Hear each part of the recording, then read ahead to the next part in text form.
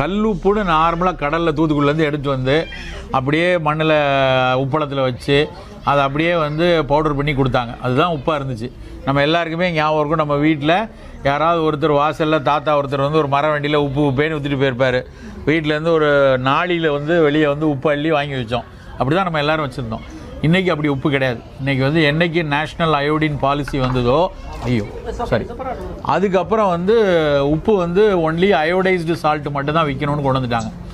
So இது வந்து என்ன ஆச்சு அப்படின்னா, கடலில் கிடைச்ச உப்பு வரும்போது நிறைய கடலில் இருக்கக்கூடிய பல வேறு மினரல்ஸ் கிடச்சிது. அதில் ரொம்ப ட்ரேஸாக தான் இருக்கும், ரொம்ப குட்டியாக தான் இருக்கும். ஆனால் நல்ல எலமெண்ட் கிடச்சிது. சில ஆர்கானிக் காம்பவுண்ட்ஸோட ரெசிடியூஸும் கடல் உப்பில் இருந்தது. ஆனால் இன்றைக்கி இந்த இண்டஸ்ட்ரியலைஸ்டு சால்ட் வந்து அயோடைஸ்டு சோடியம் குளோரைடு. அதுதான் உப்பு வேறு, சோடியம் குளோரைடு வேறு. சோடியம் குளோரைடு உப்பில் இருக்குது, அவ்வளோதான். ஆனால் மற்ற கனிமங்களை எல்லாம் மிஸ் பண்ணோம். அப்போ என்ன